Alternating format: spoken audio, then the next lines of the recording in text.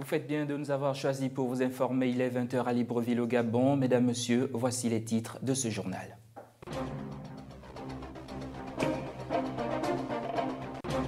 En Ouganda, Yoweri Museveni rempile pour la 5e fois consécutive avec 60,75% des voix. L'opposition ougandaise conteste ces résultats annoncés par la commission électorale et crie à la fraude. Hisser l'Afrique dans l'économie mondiale, c'est le leitmotiv principal du sommet économique Afrique-Égypte qui s'est ouvert ce jour à la station balnéaire de Sharm el-Sheikh en Égypte où plusieurs chefs d'État africains sont présents. Au Kenya, panique totale dans la capitale kenyane où 2 lions se sont échappés du parc national de Nairobi. Une vaste opération de recherche est menée pour retrouver les 2 fauves qui constituent une réelle menace pour la population. Bonsoir à tous et bienvenue. De la politique en ouverture de ce journal, direction l'Ouganda où pour la 5e fois, le président Yoweri Museveni vient de remporter les élections présidentielles. L'annonce a été faite samedi 20 février par la commission électorale des résultats contestés par l'opposition ougandaise. Les précisions de Léa Tsam. Yoweri Museveni est reconduit à la tête de l'Ouganda pour la 5e fois avec 60,75% des voix contre son principal rival Kizza Besigye, 35,37% sur les 15 millions d'électeurs ougandais enregistrés. Une victoire accueillie avec satisfaction par les partisans du pouvoir Museveni, le mouvement de résistance nationale, alors que le Forum pour le changement démocratique de Kizza Besigye conteste ces résultats, pointant ainsi du doigt à la commission électorale d'être partisane et de couvrir les fautes commises par le régime. Et du côté de la population ougandaise, des avis sont divisés sur la victoire de Museveni. Ces élections n'ont pas été équitables. Notre candidat Kizza Besigye, nous le soutenons, mais pour ces élections, ils n'ont pas annoncé les résultats de 3 districts, Masaka, Kampala et Wakiso. Dans ces districts, ils ont voté très tard. Pourtant, dans les villages, les votes étaient déjà faits. Donc je dis que ces élections ne sont pas équitables. L'élection est terminée, celui qui a été annoncé gagnant a été déclaré gagnant.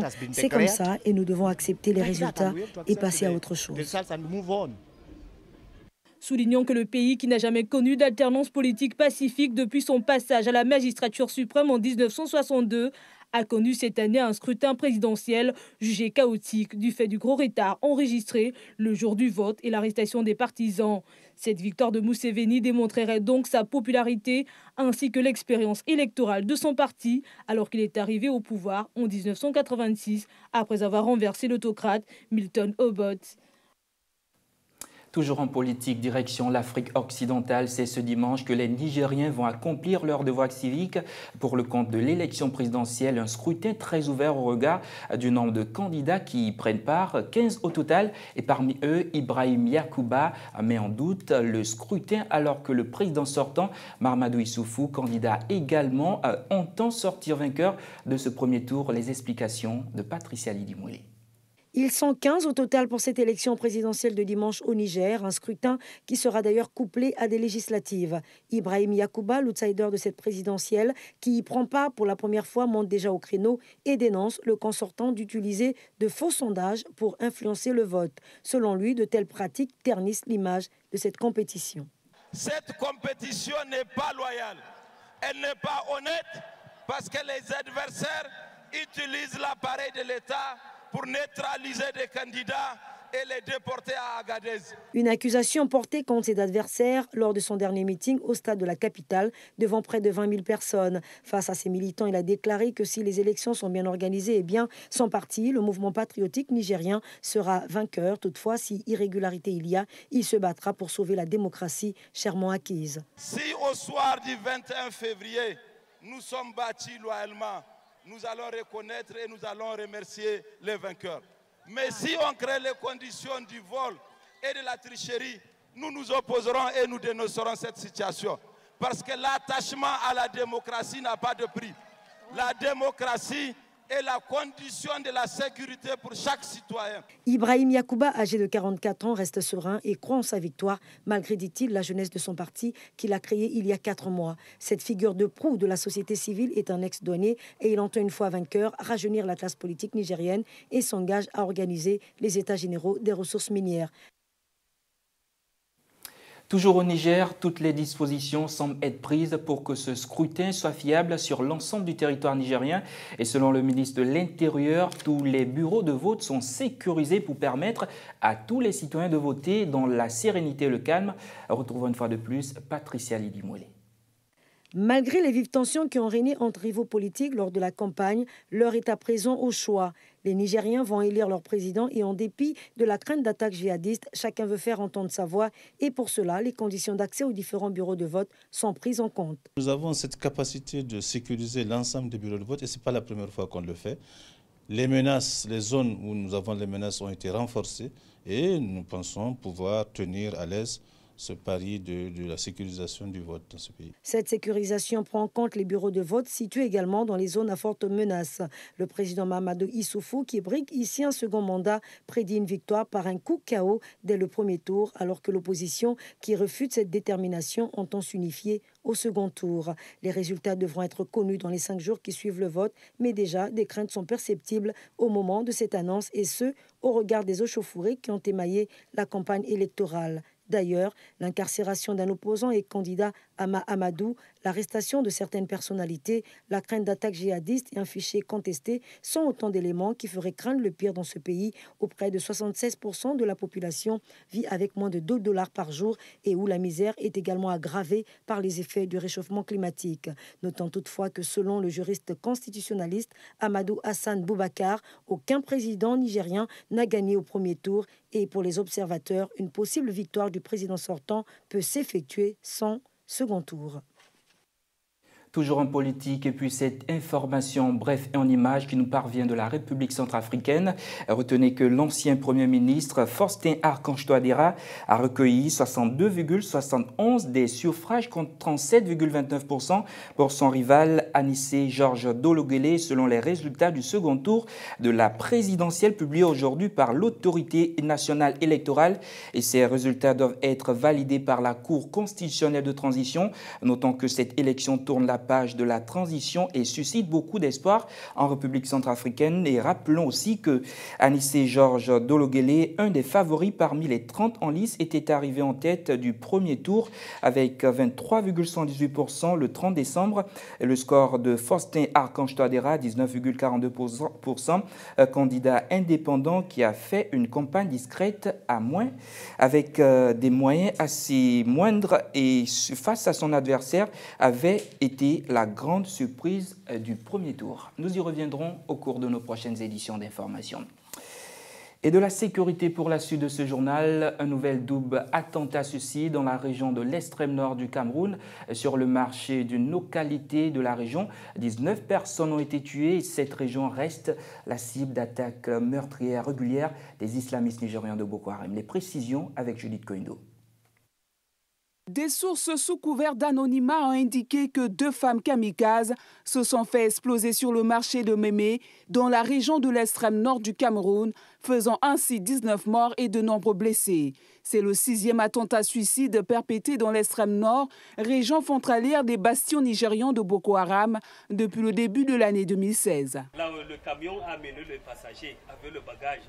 Dès qu'au niveau des stationnements, ils ont transporté le bagage là où ils stockent leur assiette là. Et ce sont ceux qui contrôlent leur sac.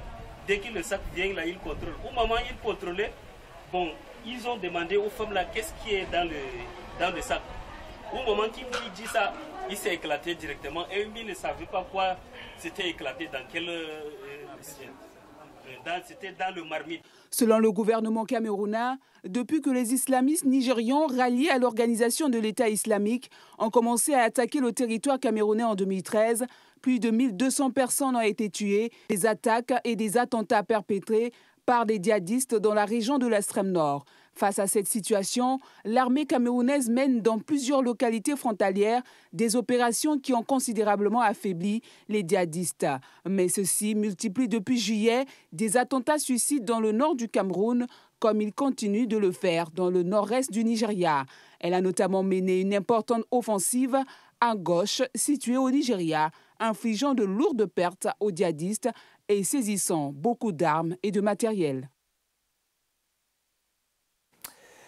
Tout de suite, nous poursuivons avec une actualité économique. Suez a annoncé vendredi avoir remporté 9 nouveaux contrats dans 6 pays d'Afrique pour y construire des infrastructures de production d'eau pour un total de 56 millions d'euros, soit environ 36 milliards de francs CFA. Les précisions de Judith Coindo. Le groupe français, leader dans les services de l'eau et des déchets, Suez a signé 9 nouveaux contrats dans le but de construire plusieurs stations d'eau potable en Côte d'Ivoire, au Nigeria, au Mali et au Burkina Faso. 56 millions d'euros, soit 36 milliards de francs CFA, c'est le montant annoncé vendredi par Suez qui va s'implanter dans ces 6 pays d'Afrique. Au Mali, Suez va construire une usine de traitement de l'eau potable destinée à la capitale Bamako pour 17 millions d'euros. Au Burkina Faso, le groupe français construira une usine qui permettra d'alimenter la ville de Ouagadougou. Ce contrat s'élèvera à 16 millions d'euros. Suez a également remporté 3 contrats en Côte d'Ivoire, 2 pour Abidjan et sa périphérie et un autre pour la ville d'Odiéné, un montant global de 6,5 millions d'euros. À Odiéné, le groupe va installer une unité dite compacte, adaptée à l'alimentation en eau en milieu rural ou pour les petites villes. Au Nigeria, Suez a remporté 2 contrats de construction d'usines pour 1,2 million d'euros, une à Lagos pour la ville nouvelle Ego Atlantic City et une dans la ville d'Idijidi dans l'état de Cross River. Enfin, au Bénin, le groupe français sera chargé de la construction d'une usine pour la ville de Djougou. Le montant du contrat n'a pas été précisé. Présent sur le continent africain depuis 1952, Suez indique y avoir construit depuis plus de 500 usines d'eau potable et d'assainissement. Toujours en économie, ouverture à la station balnéaire de Sharm el-Sheikh en Égypte du sommet économique Égypte-Afrique et plusieurs chefs d'État africains et financiers prennent part à ce grand rendez-vous économique du continent africain. Suivons les détails dans ce reportage. Ce colloque vise à accroître les échanges commerciaux et à attirer les investisseurs sur le continent noir. Une occasion pour le président égyptien Abdel Fattah al-Sisi d'appeler au renforcement de l'Afrique dans l'économie mondiale. Les présidents du Soudan du Sud, du Nigeria, du Togo et du Gabon, ainsi que des dizaines de ministres et de décideurs économiques y participent. L'Afrique doit profiter de son taux de croissance attractif pour accroître ses échanges commerciaux et les investissements sur le continent. Durant ce sommet, il faut encourager le commerce et les investissements sur notre continent afin de renforcer la place de l'Afrique dans l'économie mondiale. Africa 2016 est le premier événement panafricain de cette ampleur organisé par l'Égypte. Une volonté manifeste du Caire de se refaire une place sur le continent dont elle s'était détournée depuis les années 1980. Ce forum ne vise pas seulement à présenter les opportunités d'investissement qu'offre le continent africain au monde des affaires, vu son marché énorme et son vaste potentiel, mais il vise également à ouvrir la voie à des décisions concrètes pour consolider la communication et la coopération entre les milieux d'affaires africains et les milieux d'affaires sur le plan international. Pour de nombreux spécialistes, l'Afrique se porte bien et reste le lieu où investir malgré les défis. Durant les 2 jours, plusieurs accords seront négociés lors de ce colloque économique organisé en collaboration avec l'Union africaine et le marché commun des États de l'Afrique australe et de l'Est. Nous sommes toujours en économie, restons-y. Seule candidate en lice, Christine Lagarde a été reconduite vendredi à la tête du Fonds monétaire international pour un nouveau mandat de 5 ans. Au moment où l'économie mondiale connaît un passage à vide, le conseil de l'administration du FMI compte 188 États membres à accepter cette nomination sur la base du consensus. Retrouvons une fois de plus Judith Coindo. C'est désormais officiel. L'ancienne ministre de l'économie française, âgée de 60 ans, a été reconduite à la tête du Fonds monétaire international pour un nouveau mandat de 5 ans. Seule candidate en lice, Christine Lagarde avait reçu le soutien de nombreux États membres du FMI, dont la France et les États-Unis, et entamera son nouveau mandat en juillet. Cette nomination a été faite sur la base du consensus par le conseil d'administration du FMI, qui représente ses 188 États membres et qui a par ailleurs salué le leadership solide et avisé de Christine Lagarde. soulignant que Christine Lagarde avait été récemment renvoyée devant la justice française pour sa négligence supposée dans l'affaire Bernard Tapie Crédit Lyonnais du temps où elle était ministre de l'économie en France. Une situation qui n'a donc pas empêché sa victoire. Première femme à diriger le FMI, elle avait succédé en juillet 2011 à Dominique Strauss-Kahn, emportée par un scandale sexuel après avoir dû se mesurer à la candidature du gouverneur de la Banque centrale du Mexique, Augustin Carsten. Elle est la 5e personnalité française à diriger le FMI depuis sa création en 1945. Un mot de santé dans ce journal. Un laboratoire de la banlieue de Vienne analyse actuellement des jeunes moustiques, bien sûr mâles. Objectif, stériliser en masse ces moustiques pour ne plus pouvoir engendrer la moindre descendance susceptible de transmettre des maladies telles que le virus Zika. Les précisions dans ce reportage signé Léa Tsam. De jeunes moustiques mâles croissent et prospèrent dans un laboratoire de la banlieue de Vienne afin d'être stérilisés en masse pour ne plus pouvoir engendrer une descendance susceptible de transmettre des maladies, à l'exemple du virus Zika. Une technique perfectionnée par l'Agence internationale pour l'énergie atomique, dite de l'insecte stérile. Donc l'idée, c'est d'élever un grand nombre de moustiques. Nous séparons les mâles et nous les exposons à des radiations qui les rendent stériles. Cela détruit leur ADN et leur sperme, donc ils ne peuvent plus se reproduire. Si ensuite nous libérons un grand nombre de ces mâles pendant une longue période, ils rencontrent des femelles sauvages sur le terrain et les femelles ne pondent pas d'œufs fertiles. En effet, le virus Zika, qui représente surtout un danger pour la femme enceinte, est désormais dans le collimateur des scientifiques. Et l'Organisation mondiale de la santé est à pied d'œuvre pour mettre à nu les conséquences de cette épidémie chez les nouveau-nés. Il y a une accumulation croissante d'indices en faveur d'un lien entre les deux phénomènes. Et notre approche, vu les potentielles conséquences désastreuses, est de considérer le virus comme coupable jusqu'à ce qu'on prouve son innocence. Il faut souligner que l'Afrique du Sud vient de confirmer son premier cas de maladie due au virus Zika ce samedi par un homme d'affaires colombien en visite à Johannesburg. Mais la Colombie reste avec le Brésil les pays les plus touchés par l'épidémie. Espérons que cette technique actuelle testée à Vienne et qui consiste à traquer les moustiques mâles soit efficace pour stopper l'épidémie Zika. Comme annoncé en titre, le service kényan de la faune sauvage vient de lancer une vaste opération pour retrouver deux lions qui se sont échappés du parc national de Nairobi. Les deux fauves auraient été vus pour la dernière fois dans un quartier de la capitale kenyane, un quartier décemment peuplé. Les précisions d'Armel Djongogo. Dans un communiqué diffusé dans tous les médias du pays, le KWS, le service kényan de la faune sauvage, a lancé un appel à l'aide pour retrouver deux lions qui ont quitté le parc national de Nairobi. L'opération a démarré ce matin et nous avons bien sûr commencé par l'autre côté. Nous avons cherché une zone qui a des buissons et des plantations de canne à sucre, mais jusqu'à présent, nous n'avons rien trouvé. Nous avons donc laissé une équipe de surveillance sur place. La partie nord de ce parc de 117 km² qui donne sur la ville est clôturée, mais pas la partie sud, laquelle permet aux animaux, notamment les herbivores, de se déplacer pour trouver de nouveaux pâturages en raison des périodes de l'année. Selon le KWS, les deux lions ont été vus pour la dernière fois à Langata, un quartier populaire de Nairobi. L'équipe est revenue à la caserne pour essayer de lancer une vraie recherche et les attraper. Et à l'heure où je vous parle, ils ont intensifié leurs efforts et nous devrions recevoir de leurs nouvelles très vite pour savoir s'ils les ont vus et combien il y en a, savoir si on peut faire ce qu'on a essayé de faire depuis hier, les localiser ou les faire revenir vers le parc. Plusieurs équipes, incluant des vétérinaires, sont à pied d'œuvre à Langata et dans toute la ville à la recherche des animaux. Il a donc été demandé aux populations de ne pas les provoquer en leur faisant face, car les lions sont des animaux sauvages très dangereux. Au début du mois de janvier, dans la campagne sud-africaine, 2 ouvriers de ferme noire sont pourchassés et abattus à mort par des fermiers blancs. Un mois plus tard, deux mondes s'affrontent dans un procès qui ravive les tensions raciales d'une Afrique du Sud à fleur de peau. Un reportage de nos confrères de l'AFP. Devant le petit tribunal de Paris, au cœur de l'Afrique du Sud rurale, des barbelés coupent la rue en deux. D'un côté, un groupe de blancs agite des drapeaux proches de l'extrême droite et crie au génocide de leur peuple. De l'autre, des manifestants noirs entonnent un chant intitulé « Tuer les fermiers ». Le 6 janvier dernier, à Paris, 2 ouvriers de ferme noire ont été battus à mort dans un champ.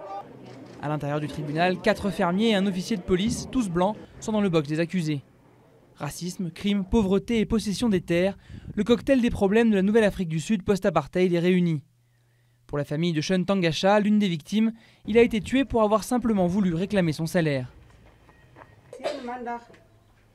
Seoun est parti un lundi en disant qu'il allait voir son chef, Boeta, pour avoir son argent.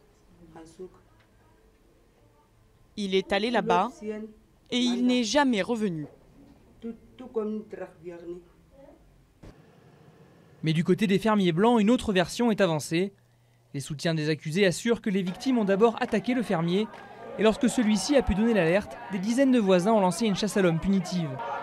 Dans la communauté, la peur des attaques sur les propriétés est quotidienne. Selon le lobby pro-africaner AfriForum, plus de 1800 fermiers et ouvriers ont été tués depuis 1990 dans le pays. Retour au Gabon, l'association Jamais sans nous est allée à la rencontre des étudiants de l'Institut national de la Poste, des technologies de l'information et de la communication SIG-MPTIC.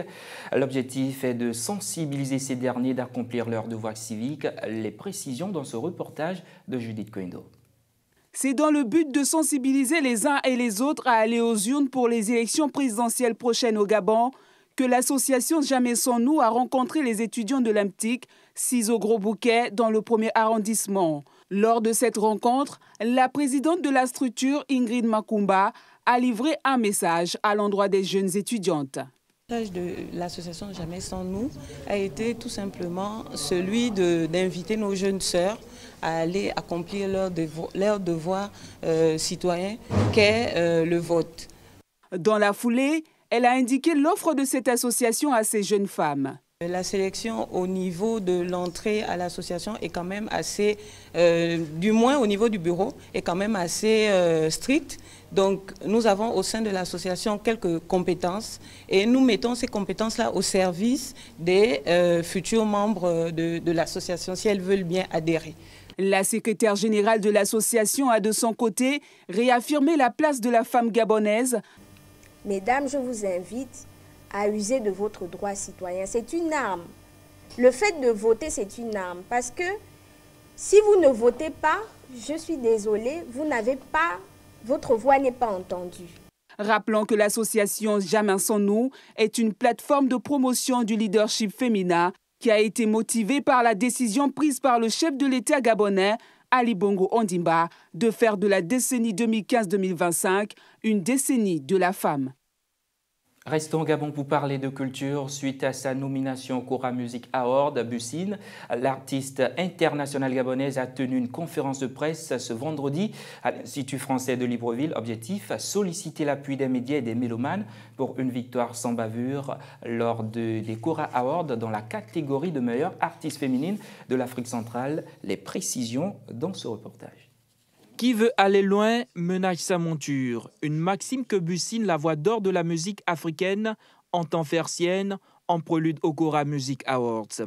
Consciente que le chemin de la gloire demeure long et épineux, la jeune diva croit au rêve africain, prônant l'excellence sur son continent. Optimiste, elle entend remporter le trophée. Croyez-moi, je suis très motivée, optimiste et positive à l'idée d'une victoire. Au soir du 20 mars 2016 en Namibie, la route des Kora Awards a été très longue, pénible et difficile pour moi et toute l'équipe qui est derrière moi. C'est à cet effet que je remercie d'abord mon Dieu, en qui je crois personnellement, pour cette nomination honorifique. Ainsi, pour un triomphe sans bavure, l'étoile montante de la musique gabonaise sollicite l'appui de tous. J'invite donc l'ensemble de mes compatriotes et mélomanes du continent et du monde à voter pour moi en tant que meilleure artiste féminin d'Afrique centrale. Résolument engagée et déterminée, la jeune aux dents de loup a pour credo courage, travail et discipline. En attendant la cérémonie de récompense et pour clore cette rencontre avec la presse, Bussine a de nouveau étalé son talent par une prestation magistrale teintée d'un message de paix, d'amour, d'espoir, dont l'épicentre demeure l'unité africaine.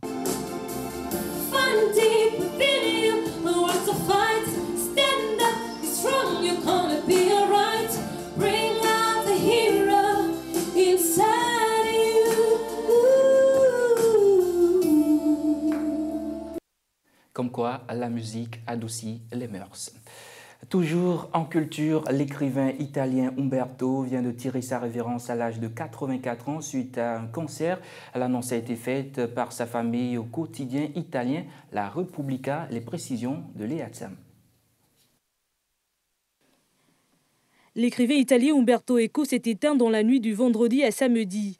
Le petit génie de la linguistique et philosophe qui a commencé à écrire dès l'âge de 6 ans a connu la gloire mondiale avec le thriller médiéval et érudit Le nom de la rose, un polar qui a relancé le roman en Italie et la littérature à l'étranger.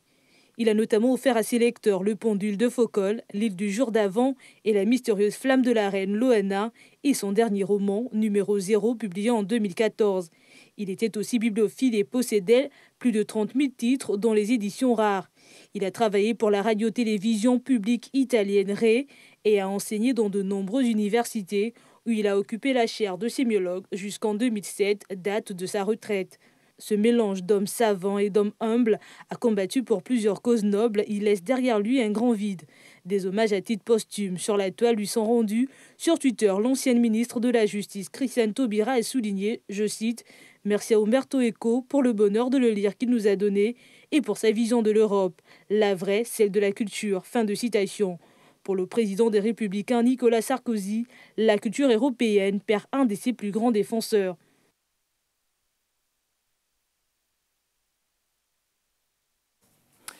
Avant de vous quitter, une note de sport en bref et en images. Le TP Mazembe a remporté la Super Coupe d'Afrique au détriment de l'Étoile sportive du Sahel. Nous sommes bien sûr en bref et en images.